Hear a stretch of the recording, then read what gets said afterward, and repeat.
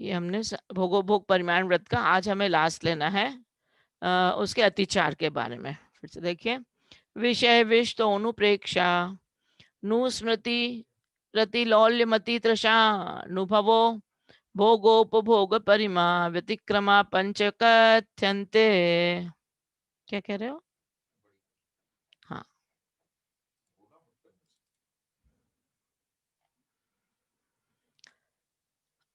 विषय विष तो नुपेक्षा नु स्मृति रति लौल्य मति त्रशानुभवो भोगोपभोग परिमा व्यतिक्रमः पंच कथ्यन्ते। अब ये 5 अतिचार बताए हैं भोगोपभोग परिमाण व्रत के अतिचार। तो कौन से? विषय विष तोनुपेक्षा, मतलब विषय जो 5 इंद्रियों के विषय हैं, हमने पढ़े थे ना 5 इंद्रियों के 28 विषय मैंने आपको बताए थे। स्पर्शन इंद्री के, रसना इंद्री के, कर्ण इंद्री के, और स्पर्श रसना इंद्री, कर्ण इंद्री, चक्षु इंद्री के, घ्राण घ्राण इंद्रिय के, पांचों इंद्रियों को जो 28 और एक मन, तो ये 27 प्लस एक मन विषय जो है, इन पांचों इंद्रियों के विषय में हमारी जो लोलुपता है, जो विषय, ये विष के समान है। विषय विष के समान जानना चाहिए। तो अनुपेक्षा मतलब विषय को विष के समान जानना चाहिए, विषय के इंद्रियों के सुख को। अगर हम ऐसा नहीं मानते हैं विषय को, अगर हम जो विषयों के सुख हैं उसको विष की तरह नहीं मानते हैं, तो ये एक अतिचार है। अगर उसको और भोगने की इच्छा रखते रहेंगे, और चाहिए हमें, और चाहिए भोगने के लिए सुख, तो विषय सुख को हम भोग भोग के और अच्छा लगता रहेगा, तो वो हमारे लिए अतिचार है। ठीक है। नुस्मृति, और हम उसका स्मरण करते रहना, जो हमने भोग भोगे हैं उसका बार बार स्मरण करते रहना, उसका बार बार चिंतन करते रहना, वो भी एक अतिचार है। जो विषय सुख हमने भोगे, ये सब इसी के बारे में चल रहा है, विषय विष सुख के बारे में। उसकी बहुत ज्यादा अपेक्षा करना, और उसके बहुत ज्यादा स्मृति में लाना, उसको बार बार याद कर लेना, बार बार उसी की चिंतन करते रहना, हमने ऐसा सुख भोगा था, ऐसा और मिलता रहे, और मिलता रहे। अति रति है ना, तो अति लौल्य, अति लौल मतलब ज्यादा लंपटता, विषयों में ज्यादा लंपटता होना, और गद्यता होना, और चाहिए और चाहिए और चाहिए, उसमें ये विषय विष्णुपेक्षा में। और अति तृषा, अति तृषा मतलब अति तृषा, बहुत ज्यादा तृष्णा इसी में, जितना मिलते जाए, मतलब ये सब नियर अबाउट पर्यायवाची चल रहे हैं ये शब्द जो है ना। और किसके बारे में चल रहा है? विषय विष्णुपेक्षा। विषय विष्णु, विषय जो है पंचेंद्रिय के विषय जो विष की अपेक्षा है, विष के जैसा है, अगर हम उनको वैसा नहीं मानते हैं, उनकी और अपेक्षा करते जाते हैं, उनका और स्मृति करते जाते हैं, और उनका अति गद्यता उसमें आते जाते, और तृष्णा उसके प्रति अगर हमारी बढ़ते जाती है, तो ये पांचों हमारे इसके भोग परिक्रमा के, जो भोग परिमाण व्रत है उसके व्यतिक्रमा मतलब अतिचार है, ये पंच कथ्यन्ते ऐसा कहा गया आचार्यों ने। ठीक है। तो यही बताया, इन विषय रूपी विष का सेवन कर इनकी उपेक्षा नहीं करना। ठीक है, इनकी उपेक्षा नहीं करना, सो विषय विषाणुपेक्षा है, नामक अतिचार। फिर भोगे हुए विषयों को पुनः पुनः स्मरण करना, जो हमने भोग लिया उनको बार बार स्मरण करना। फिर भोगों के भोगने पर पुनः भोगने की इच्छा रखना, और ज्यादा अति गद्यता, और एक बार कर लिया और करना और करना, और ये भी चाहिए और ये भी चाहिए, फिर से, तो बार बार उसको भोगने की इच्छा रखना। भविष्य में भी भोगने की अति इच्छा रखना, और तृष्णा मतलब और भविष्य में भोगने की भी इच्छा रखना। और तात्कालिक भोग वस्तुओं का सेवन करते हुए अति आसक्ति रखना, और जो हम कर भी रहे हैं उस समय भी हमें बहुत ज्यादा आसक्ति रखना, उसमें बहुत ज्यादा भोगों पंचेंद्रियों के विषय में राग रहना, बहुत ज्यादा उसमें अति गद्यता रखना, अति आसक्ति रखना। ये 5 इस भोग परिमाण व्रत के अतिचार हैं। गुण व्रती श्रावक इनको छोड़ देते हैं, जो जिसने इन गुण व्रत को धारण किया है वो इनको छोड़ देंगे। ठीक है। तो ये पांचों का अतिचार उन्होंने बताया है, भोग परिमाण व्रत के 5 अतिचार। कौन से 5 अतिचार? विषय विषानुपेक्षा मतलब विषयों की अपेक्षा रखना, और भी जो विषय सुख हैं, जो पंचेंद्रिय के विषय सुख है उनकी अपेक्षा रखना ज्यादा ज्यादा, पहला अत्याचार। फिर भोगे हुए विषयों को पुनः पुनः स्मरण करना, बार बार उसको चिंतन में लाना, द्वितीय अपेक्षा है ना, द्वितीय है उसका अतिचार। फिर भोगों के भोगने पर पुनः भोगने की और इच्छा रखना, तृतीय। फिर भविष्य में भी भोगने की अति इच्छा रखना, चतुर्थ। फिर तात्कालिक भोग वस्तुओं का सेवन करते हुए भी अति आसक्ति रखना, ये 5। तो है तो वही जो हम आप उसमें पढ़ते हो ना, दिन दिन रात मेरे स्वामी ये भावना मैं भाऊं, देहांत के समय में तुमको न भूल जाऊं। आप पढ़ते हो ना उसमें, भोगे जो भोग पहले उनका न हो विस्मरण, है ना। तो यही सब मेरा हाँ, पदा संप्रदाय। का पद इंद्र का न चाहूं। तो बस यही है, हम जो पहले भोग चुके हैं उनका स्मरण नहीं होना। हमें बहुत अच्छी अच्छी चीजें नहीं चाहिए, जो हमने भोग लिया उनको त्याग दो भी, एक बार हमने कर लिया लेकिन अब आगे नहीं चाहिए। हम उसमें गिद्धता ज्यादा नहीं रखें, ज्यादा आसक्ति नहीं रखें इन पांच पंचेंद्रियों के विषयों में।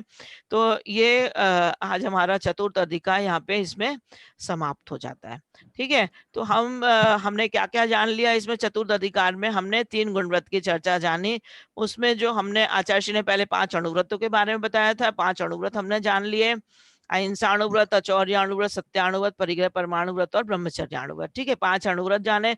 फिर उसके बाद में 3 गुणव्रत है। 3 गुणव्रत में हमें आचार्य समन्वय स्वामी जी के अनुसार हमने 3 गुणव्रत में देश व्रत देखा, पहले 10 दिशाओं की मर्यादा रखना, उसे कहते हैं देश व्रत, 10 दिशाओं की मर्यादा। फिर दूसरा बताया उन्होंने अनर्थ दंड व्रत, निष्प्रयोजन कोई भी कार्य हम जो करते हैं उसमें जो पाप लगता है, वो 5 अनर्थ दंड व्रत के भेद बताए उन्होंने, पापोपदेश, हिंसा दान, दुष्कृति, प्रमादचर्या और पापों और अपध्यान। ठीक है, तो ये 5 उन्होंने अनर्थ दंड बताए, उनके सबके अतिचार बता दिए। और फिर उसके बाद में तीसरा बताया था उन्होंने हमें भोगोभोग परिमाण व्रत। तो भोगोभोग परिमाण व्रत में भी हमने जो परिग्रह परिमाण व्रत लिए थे उसमें हमने कितने नियम लिए हैं, उन नियमों के बारे में आचार्य ने बताया कि हम डेली बेसिस पे जो भी हम खाते हैं, पीते हैं, उठते हैं, सोते हैं, बैठते हैं, जागते हैं, घूमते हैं, हम जो भी कपड़े पहनते हैं, जो भी आभूषण पहनते हैं, उनमें भी हम नियम ले सकते हैं।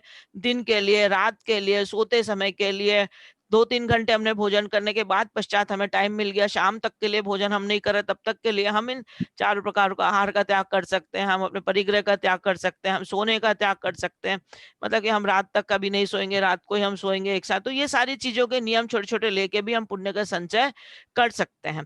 जो व्रती होते हैं दूसरी प्रतिमा से ऊपर, उनको तो ये 12 व्रतों को कंपलसरी फॉलो करना ही पड़ता है। लेकिन जो व्रती नहीं, हम नहीं भी बने हैं तो भी हम इस मार्ग पे चल सकते हैं। हमारे आचार्य जी ने कहा है कि हम लोग इन्हें फॉलो करके अपना पुण्य संचय कर सकते हैं। अब आगे का जो इसके बाद चतुर्थ अधिकार के बाद में जो पंचम अधिकार है, इसके बारे में अब जो पंचम अधिकार चालू होगा उसमें आचार्य जी ने हमें 4 शिक्षा व्रत के बारे में बताया। क्या बताया है उसमें? 4 शिक्षा व्रत के बारे में। अब ये 5 अणुव्रत हो गए, 3 गुण व्रत हो गए, 8 हो गए, 8 और 4 12, 12 व्रत होते हैं ना।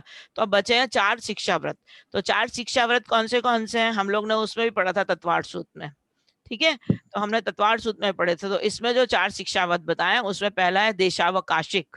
देशावकाशिक मतलब देश व्रत को ही देशावकाशिक आचार संबंध व्रत है। जैसे उमा स्वामी आचार्य जी ने देश व्रत कहा है और इसमें देशावकाशिक व्रत कहा है। ठीक है, पहला उसमें देशावकाशिक मतलब जो हमने दिग्व्रत की मर्यादा ली थी 10 दिशाओं में जाने जाने की, उसमें भी और अंदर जो हम मर्यादा लेते कि अब एक एक ही हम सिटी में रहेंगे, एक ही गांव में रहेंगे, एक ही घर में रहेंगे, एक ही मंदिर में जाएंगे, यहीं रहेंगे, मतलब वो एक जो हम फ्रेम छोटा बना लेते हैं, अंदर अंदर अंदर अंदर करके उसको शॉर्ट शॉर्ट करते जाते हैं, वो देशव्रत कहलाता है। दिग्व्रत में ली हुई मर्यादा को और शॉर्ट कर देना, ठीक है, उसे कहते हैं देशव्रत। उसके बाद में आचार्य ने सेकंड वाला शिक्षा व्रत बताया है सामायिक का। सामायिक मतलब तीनों कालों में, या तो 2 काल सुबह और शाम, जो सुबह सूरज उगता है उस समय और शाम को सूरज डूबता है उस समय, और एक मध्याह्न में भी होता है दोपहर में 12 बजे वाला, तो उस समय भी। ये 3 समय बताए, या 3 समय या 2 समय आप सामायिक कर सकते हैं 48 मिनट के लिए बैठकर, पांचों पापों को त्याग करके। 5 सावध्य मतलब पांचों पापों को त्याग कर कर अपन को सामायिक करना। सब मतलब अपने अंदर अपनी आत्मा के साथ रमण करना, आत्मा में रहना, आत्मा में चिंतन करना, और भगवान पंच परमेश्वरी भगवान के मंत्र जाप आदि का आलंबन करके हमें तीनों कालों में सामायिक करना चाहिए। फिर तीसरा वाला उन्होंने बताया प्रोशोद्धोपवास। प्रोशोद्धोपवास मतलब अष्टमी और चतुर्दशी को उपास करना चाहिए। क्या करना चाहिए? अष्टमी और चतुर्दशी को उपास, लेकिन आगे पीछे उसमें एकासन होता है। जैसे अष्टमी को उपास है तो सप्तमी और नौमी को एकासन और बीच में अष्टमी को उपास, एक्चुअली इसको बोलते हैं प्रोसद। प्रोसोद्धोपवास, प्रोसद मतलब पहले एकासन और बीच में एक उपास। ऐसे चतुर्दशी को आप उपास करेंगे तो तेरस को और पूर्णो या अमावस के दिन आपको एकासन और बीच में चतुर्दशी का उपास। तो ऐसे 2 एकासन से फॉलोड बाय एक उपास होता है, आगे पीछे एकासन और बीच में एक उपवास। तो ये हो गया प्रोशुद्ध उपवास। तो ये 4 शिक्षा व्रत इसलिए बताई है ताकि हमें इससे मुनि बनने की शिक्षा मिलती है। पंचम गुणस्थान से छठे गुणस्थान में पदार्पण करने की, उसमें जाने की, उसमें प्रवेश पाने के लिए ये एक एंट्री एग्जाम जैसे बोलते हैं ना, एंट्रेंस एग्जामिनेशन। आपको पीएमटी में बैठना है, आपको मेडिकल करना, तो एक एंट्रेंस एग्जाम देने पड़ती है। तो ये पंचम गुणस्थान है, ये हमें छठे गुणस्थान में प्रवेश करने के लिए महाव्रती बनने के लिए ये एंट्रेंस एग्जामिनेशन है। ये व्रतों का पालन करते हुए हम सीख जाते हैं, कैसे शिक्षा ले लेते हैं महाव्रती बनने के लिए। तो ये महाव्रती बनने की शिक्षा हमें देते हैं। तो सामायिक हो गया, प्रोसोदोपवास हो गया और देशव्रत हो गया। अब चतुर्थ वाला जो बचा है वो है वैया व्रत। इसमें आचार्य ने वैया व्रत बताया है। और जो तत्वार सूत था, तत्वार सूत में आचार्य उमा स्वामी जी ने उसमें अतिथि संविभाग लिया है। उसमें उन्होंने अतिथि संविभाग बताया, हमने पढ़ा था ना उसमें अतिथि संविभाग है। तो अतिथि संविभाग में यही है कि जो हमारे अतिथि होते हैं, जो हमारे अतिथि मतलब जिनकी कोई तिथि नहीं है, आने जाने की कोई तिथि जिनकी निश्चित नहीं है। तो ऐसे कौन है जिनके आने जाने की तिथि निश्चित नहीं है? हमारे गुरुवर, हमारे आचार्य लोग, जो कभी भी कहीं भी आके चले जाते हैं, उनका कोई तिथि निश्चित नहीं होता है। एक्सेप्ट चतुर्मास, वो और कभी भी कहीं भी उठाए अपने पीछे, आचार्य विद्यासागर महाराज तो ऐसा कभी भी पीछे उठाए और चले गए, तो उनका कोई फिक्स नहीं होता है। केवल चतुर्मास है, उसके अलावा बाकी वो कभी भी कहीं भी चले जाते हैं। तो ये कहलाते हैं अतिथि हमारे। उनके लिए हमारे जो हमारे पास धन संपत्ति है उसमें से संविभाग, उनमें से उनका दान करना चाहिए। उनके लिए आहार दान, चारों प्रकार के दान उनके लिए करना चाहिए, तो वो अतिथि संविभाग में आता है। ठीक है। और वैया व्रत में यह है कि हमारे जो आचार्य वगैरह, हमारे जो मुनि आदि हैं, उनका हमें आहार वगैरह तो लगाना है, चार प्रकार का दान तो देना ही है, उसके अलावा हमें उनकी सेवा भी करनी है। अतिथि संविभाग में भी सेवा आ जाता है, उसमें गर्भित है। इसलिए दोनों के नाम का इसमें भेद अलग अलग है। इसमें अतिथि संविभाग है, इसमें वैया व्रत है आचार्य समंत व्रत स्वामी जी के। इसमें तो इसमें भी वही बात तो वही है, वैया व्रत करना है ना, हमारे माता जी महाराज जी हैं, उनकी सेवा करना, उनके लिए आहार ऐसा लगाना कि ताकि उनकी तकलीफ ना हो, उनको जो भी हम भोजन बनाते हैं उनको नुकसान ना करे वो चीज। समाज वातावरण के अनुकूल होना चाहिए उनका भोजन, इसके ऋतु के हिसाब से होना चाहिए, उनकी तबीयत के हिसाब से होना चाहिए, उनको क्या सूट होता है क्या नहीं सूट होता है उसके हिसाब से उनका भोजन वगैरह होना चाहिए। उनको कोई औषधि लगती है, कोई बीमारी है, तो उनकी औषधि आदि का भी व्यवस्था हमने करना चाहिए। ये वैया व्रत है। ठीक है। तो अब हम चलते हैं पांचवें अधिकार के लिए, और मैं इसको स्टॉप करती हूँ शेयर करने के लिए। उसका पीपीटी अभी बना नहीं है, लेकिन मैंने 2-3 स्लाइड उसके रखे हैं जो मैं आपको दिखा देते हूँ। अब आप लोग को दिखेगा कैसे, इनके पास कैसे शेयर होगा? अच्छा, स्क्रीन शेयर कैसे होगा? 1 मिनट, स्क्रीन शेयर ही करना पड़ेगा मेरे को, 1 सेकेंड।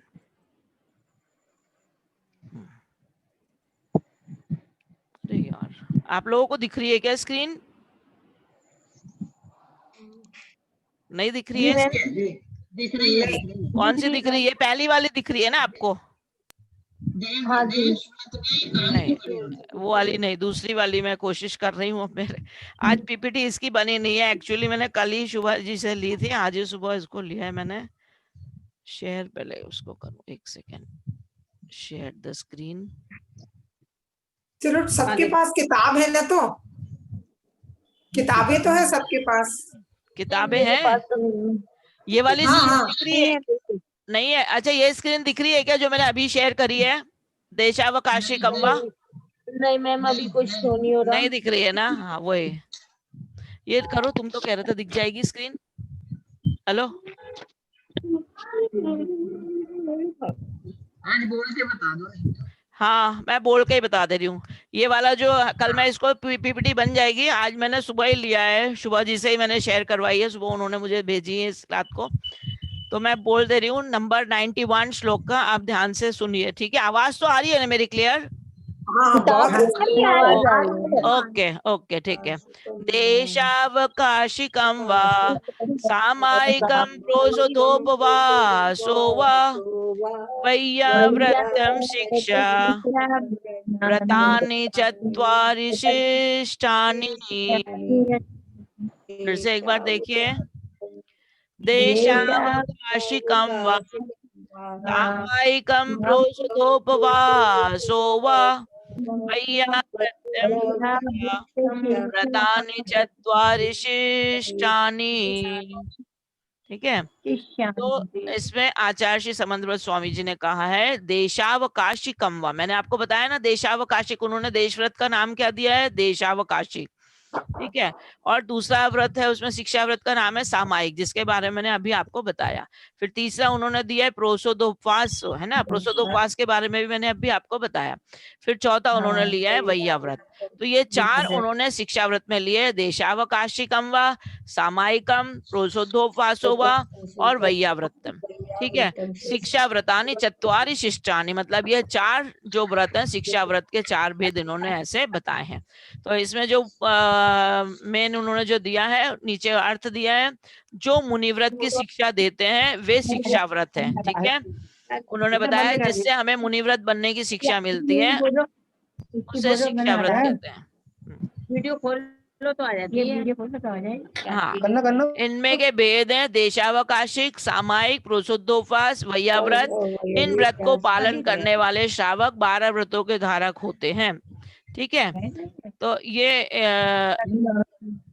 पूरा नहीं आ रहा है, क्या होगा तो, यहाँ आवाज आ रही है। हाँ हाँ कोई बात नहीं, आवाज आ रही है मेरी आपको? हाँ, किताब भी है ना, सबके पास किताब है। अच्छा ठीक है, सबके पास किताब है। ठीक है। तो ये मैंने आपको 91 वाला श्लोक बता दिया, अभी आपको 92 वाला पढ़ती हूँ। उसमें समझ में आ गया ना आपको? 4 प्रकार के देशावकाशिक व्रत मैंने आपको उसका भी समझा दिया था। स्टार्ट करने के पहले मैंने आपको चारों व्रत के बारे में बता दिया था। देशावकाशिक मतलब देश व्रत, सामायिक व्रत और अतिथि संविभाग और उपवास। ठीक है। अब एक एक व्रत के बारे में एक एक श्लोक और आचार्य जी ने दिया, तो आप लोग देखिए वो श्लोक। देशावकाशिक शिक्षा व्रत का लक्षण बताया है अब, तो वो हम पढ़ेंगे, देशावकाशिक शिक्षा व्रत। ठीक है। देशावकाशिकं स्यात् काल परिच्छेदनेन देशस्य प्रत्यहमणुव्रतानां प्रतिसंहारो विशालस्य। फिर से देखिए, देशावकाशिकं स्यात् काल परिच्छेदनेन देशस्य प्रत्यहमणुव्रतानां प्रतिसंहारो विशालस्य। अर्थात जो दिग्व्रत में जो दशों दिशाओं में जो लंबी चौड़ी मर्यादा की थी, उसके अंदर प्रतिदिन भी कुछ काल को अवधि पूर्वक नियम से जो रहते हैं उसे देशावकाशिक व्रत कहते हैं। अणुव्रती धारकों को यह व्रत रखने की मर्यादा करने से सार्थक नाम वाला होता है। मतलब अणुव्रत में हमने जो दसों दिशाओं की मर्यादा ली है, उसमें ये हमें मर्यादा और छोटी लेनी पड़ती है, और अंदर अंदर हम मर्यादा ले लेते हैं, उसे कहते हैं देशावकाशी कम सा। ठीक है। तो ये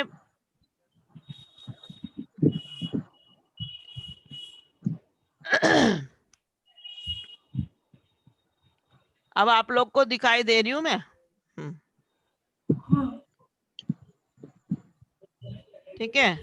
तो ये कहाँ गया? स्क्रीन पे तुम तीनों की फोटो दिख रही है।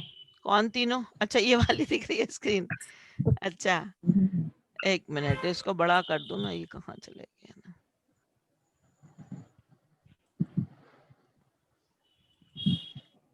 पूरी क्यों नहीं आ रही गैलरी?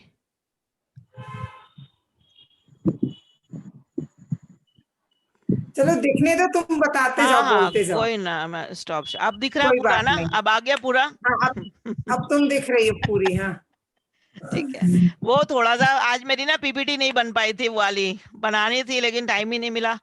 अब मैंने इसलिए ऐसे ही शेयर कर दी थी, लेकिन वो हुआ नहीं आपके पास में शेयर। ठीक है, कल मैं उसकी पीपीटी तैयार करके ना फिर आपको दिखा दूंगी। तो वही मैंने 4 शिक्षा व्रत, हमने 5वां अधिकार स्टार्ट कर लिया, जिसमें 4 शिक्षा व्रत के बारे में आचार्य समंतव्रत स्वामी जी ने बताया है। उसमें 4 शिक्षा व्रत मैंने आपको बताया। कौन से 4 शिक्षा व्रत आपको बताया अभी मैंने? पहला कौन सा था?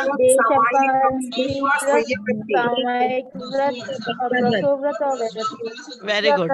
पहला देश व्रत, देशावकाशिक। इसमें आचार्य ने देशावकाशिक व्रत कहा है। कौन सा व्रत कहा है? देशावकाशिक। ठीक है, देश व्रत को उन्होंने देशावकाशिक व्रत कहा है। और दूसरा नंबर वाला सामायिक। सामायिक। और तीसरा प्रोसोद्धोपवास। ठीक है, लास्ट के 10 मिनट ही बचे हमारे, वैसे भी समय समाप्त। प्रोसोद्धोपवास। और चौथा वाला वैयाव्रत। वैयाव्रत, ठीक है, वैयाव्रत। अब आप मुझे बताओ सामायिक में क्या करना चाहिए हमें, सामायिक कैसी होनी चाहिए तीनों क्या? पैर सामायिक करना चाहिए 48 मिनट। Very good. और क्या छोड़कर सामायिक करना चाहिए? तीनों प्रहर करना चाहिए, क्या छोड़कर? चारों प्रकार के आहार को छोड़कर। हाँ, पांचों पापों को त्याग करके, पांचों पापों को त्याग करके, पांचों सावध्य, सावध्य यानी 5 पाप, 5 पापों का त्याग करके हमें सामायिक पर बैठना, ठीक है? हाँ, तो 5 पापों का। और ऐसा नहीं कि जहाँ टीवी चालू है वहीं बैठ गए, लिविंग हॉल में बैठ गए, वहां टीवी भी चालू देख रहे और सामायिक भी हो रही, ऐसे सामायिक नहीं। उन्होंने क्या कहा, एकांत में भी आएगा सामायिक का स्वरूप। तो उसमें जो श्लोक है उसमें वही बताया उन्होंने कि एकांत में बैठ को आपको सामायिक करना है। हाँ, अभी तो फिलहाल ऐसा है घर में हम कर रहे हैं, नहीं तो मंदिर में करना चाहिए, या ऐसे स्थान में जाना चाहिए जहाँ शांति मिले, जहाँ साइलेंट हो, जहाँ पे आराम से आपको कोई डिस्टरबेंस ना हो, ठीक है? वैसे जगह पे जाके हमें सामायिक करने चाहिए तीनों प्रहर में। मतलब मॉर्निंग यानी सुबह को, सुबह यानी जब सूरज उगता है ना, तब उस समय सुबह कहा गया सामायिक करने के लिए। उसके 48 मिनट पहले भी कर लो आप तो चल जाएगा, और 48 मिनट के मिनिमम करना चाहिए। सामायिक में आप पांचों पंच परमेष्ठी भगवान का ध्यान कर सकते हैं, कोई भी व्रत का मंत्र का अवलंबन लेकर भी आप ध्यान जाप कर सकते हैं, 12 भावनाओं का चिंतन कर सकते हैं। उसमें सामायिक में आप 48 मिनट तक के इन सब चीजों का ध्यान कर सकते हैं। प्रतिक्रमण, प्रत्याख्यान वगैरह भी आप कर सकते हैं, आलोचना वगैरह भी पढ़ सकते हैं। तो ये सारी चीजें हम सामायिक में कर सकते हैं, ठीक है? प्रोशोद्धोपवास का क्या स्वरूप बताया मैंने आपको अभी, आचार्य ने क्या बताया हमें प्रोशोद्धोपवास कैसे करना चाहिए? बीच में उपवास, आजू बाजू एक आसन, हाँ, आगे पीछे एक आसन। वेरी गुड, सही है, बिल्कुल सही। बीच में उपास, चतुर्दशी और अष्टमी को उपास, और सप्तमी और नवमी को एक आसन, और 13 और पूर्ण या अमावस को एक आसन, और बीच में चतुर्दशी को उपास, ठीक है? किसी ने कोई श्लोक याद किया है? कोई श्लोक सुनाना चाहता है? हाँ, मैंने। हाँ, सुनाओ सरिता। मेरी आवाज सुनाई देती है? हाँ, आ रही है, सुनाइए। तुम ऑनलाइन आ जाओ ना, वीडियो ऑन कर लो ना, तुम्हारा चेहरा भी दिखेगा। नहीं हो रहा, मैंने वो फोटो देख के कर रही तो हो नहीं रहा। कोई बात नहीं, ऐसे सुना दो, ऐसे सुना। ऐसे सुनाऊं? हाँ, कौन से नंबर से किया? 34। हाँ, चलो नंबर चालू करो। न सम्यक् समं किंचित त्रैकाले त्रिजगत्पति श्रेयो श्रेयश्च मिथ्यात्व समम नान्यत् तनुभृताम् समं नान्यत् तनुभृताम् सम्यक् दर्शन शुद्धा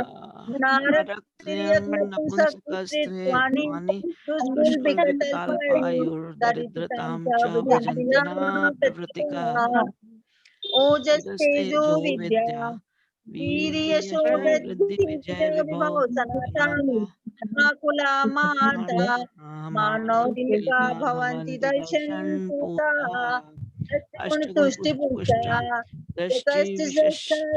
प्रकष्ट शोभा दृष्टि विशिष्टा प्रकष्ट शोभा जुष्टा अमरं संपरिषति चिरं रमन्ते जिनेन्द्र भक्ता स्वर्गे नवनिधि सप्तद्वैरत्नाधीशा सर्वभूतपतिश्चक्रं वायुतिं प्रभवन्ति स्पष्टदर्श छत्रमौलिशेखर चरणः अमरासुरनरपतिभिर्यं धर्पतिभिश्नुत्पादाम्बोजा दृष्टाशुनिश्चितार्था वृश्चक्रधरा भवन्ति लोक शरणा भवन्ति लोक शरणा नाम लिखा था शिव मजर मव्याघातं विशोक भय शंकं काष्ठा गतगत सुख विद्या विमलं विमलं भजन्ति दर्शन पूतः देवेन्द्र महिमानममेयमानं राजेन्द्र धर्मेन्द्र चक्रमदरीकृत सर्वलोकं लब्धा शिवं च जिनभक्तिरुपैति भव्या। वेरी गुड, पहला पूरा हो गया तुम्हारा अधिकार। 40 का थोड़ा भूलते हैं, कोई नहीं, अच्छा करा, फिर भी और अच्छे से हो जाएगा। करते जाओ, रोज पढ़ते जाओगे तो पूरा याद हो जाएगा अच्छे से। सरिता, एक क्वेश्चन पूछना है। हाँ, पूछो ना, पूछो। नियम बनाना, नियम का तो हमको कैसे बनाऊं बताओ आप। चार्ट कैसे बनाऊं? आप डे नियम वाइज का। बनाओ ना, जैसे अपना स्कूल का टाइम टेबल होता है ना, Monday Tuesday Wednesday Thursday Friday ऐसे, और उसमें सामने आप डेट लिखते हैं, हम ऐसे तो टाइम लिख दो कि हमने कब तक के लिए अनाज लिया, भोजन लिया, तो भाई एक टाइम है कि ये 2 टाइम है। हम सोने के लिए, स्नान करने का नियम, खाने का, उन्होंने बोला 17 टाइप की लिस्ट हम दिन भर में जो जो करते हैं ना, आप सारी चीजें पहले लिख लो और उन सबके सामने उसका लिख दो, हम कितने वसन, कितने आभूषण, कितने कपड़े, कितना तेल लगाएंगे, कब क्या करेंगे, तो वो सारी चीजों का नियम उसके सामने आप अपना नियम लिख दो। वाहन सवारी हम कब लेंगे, कब जाएंगे, घूमने जा रहे नहीं जा रहे, बाहर कहाँ जाना नहीं जाना, तो ये सारी चीज का पहले आप एक चार्ट बना लो, नीचे अपने पूरे सब चीज के नियम लिखो, उसके सामने आप उसका अवधि लिखो, काल कितना समय के लिए आप पहले उसको ले रहे हो। पहले 1 हफ्ते का ट्राई करते, 1 हफ्ते हाँ का ट्राई हाँ, करते। जैसा अपन टाइम टेबल बनाते हैं ना, स्कूल टाइम टेबल, वैसा आप अपना टाइम टेबल बना लो, एक तरफ में पूरे नियम लिख लो और एक तरफ में टाइम लिख लो, भाई सुबह और शाम, कहीं सुबह है कहीं शाम है, कहीं एक टाइम है कहीं 3 टाइम है, हर चीज का अलग अलग है ना, जैसे भोजन हम कभी कोई।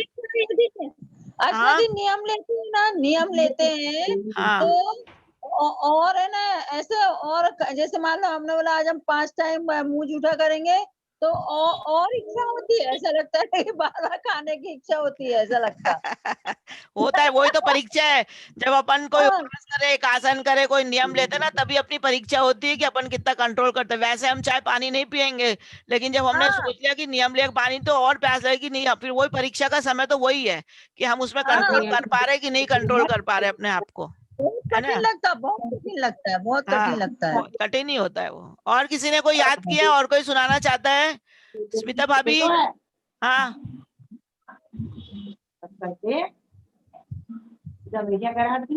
आवाज आपकी म्यूट है, शायद माइक म्यूट है स्मिता भाभी आपका। हाँ, वर्षा कुछ याद कियो, सुनाना है आपको, सुना रही हो स्मिता भाभी, आवाज नहीं आ रही आपकी। स्मिता भाभी आपका म्यूट है माइक, अनम्यूट करो माइक को। हाँ, अनम्यूट करो।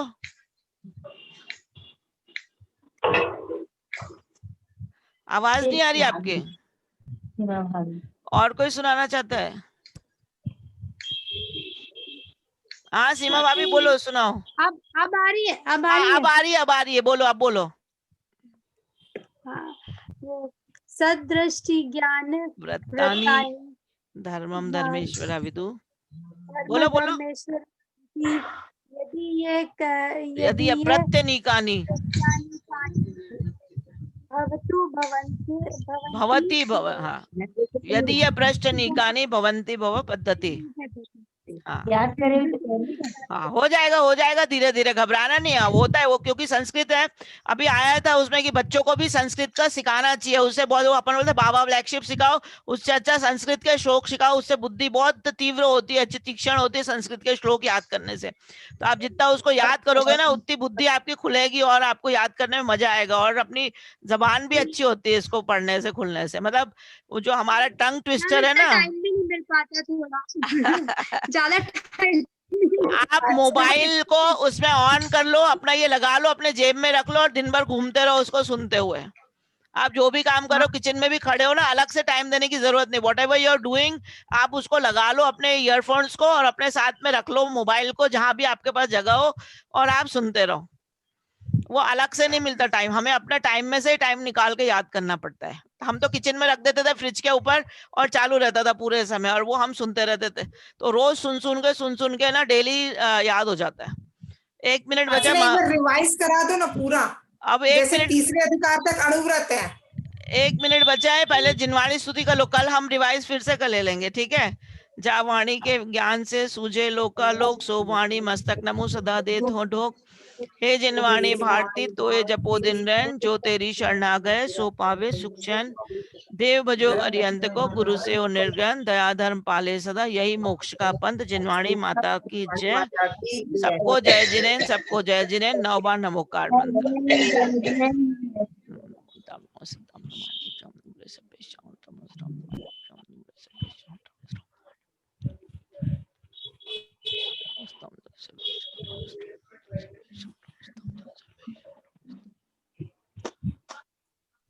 कल हम रिवीजन